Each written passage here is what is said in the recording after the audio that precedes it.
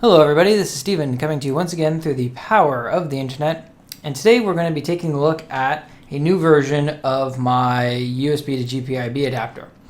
So I've got the two right here, and on first glance they both look very similar. The one on the left is actually revision 3.1, and the one on the right is revision 4 here.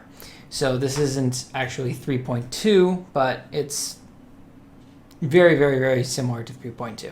Anyways, the primary differences between them are that I've included an extra 2 LEDs here for the RX and TX for the FT230X IC right here. And this just lets you visually see when the FTDI chip is actually transmitting data to or from the attached PC. This can help with debugging and whatnot to see if there's timing or see if maybe there's something wrong with your software. It just helps overall. It didn't require any extra work in the software because 2 of the pins are already configured out of the factory from FTDI to provide this functionality. So no real difference there, just the extra LEDs. Just helps everybody out a little bit. The other change is something that you're not going to be able to actually see on these boards.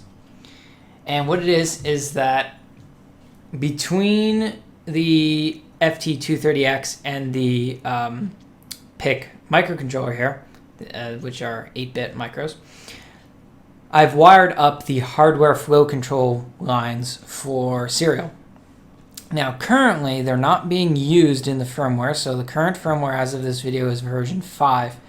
And they are not slated to be included in version 6 either, but starting in version 7, the firmware is going to switch over to using those flow control wires in order to help with timing related issues that we've seen show up in some cases on the PC.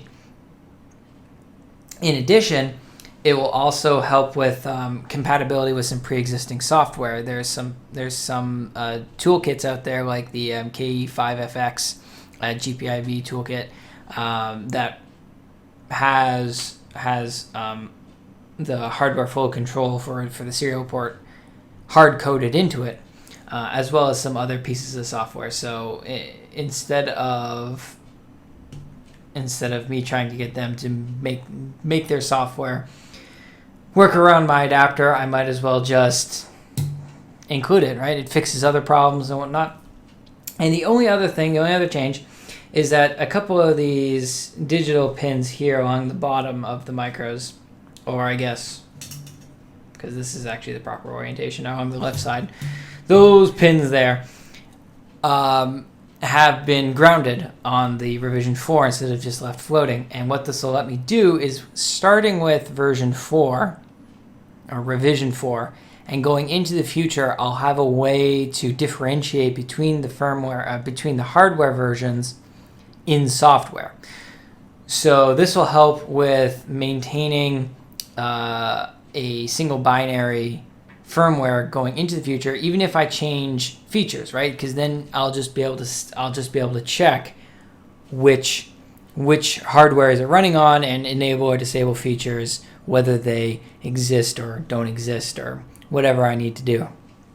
So that'll hopefully help. I don't actually have any ideas as to what I might end up using that for, but I figured it was a good idea while I was at it anyways.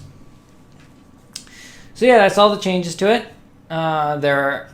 Revision 4 is now available on my website for sale, galvant.ca, so galvant.ca. You can go to the shop there. You can pick one up, support some open source hardware. And I've got some other projects I want to show you guys, but not right now. Anyways, thanks for watching. I hope you enjoyed the video. If you did, like, comment, share, subscribe, whatever. You know the drill. And I will see you all next time.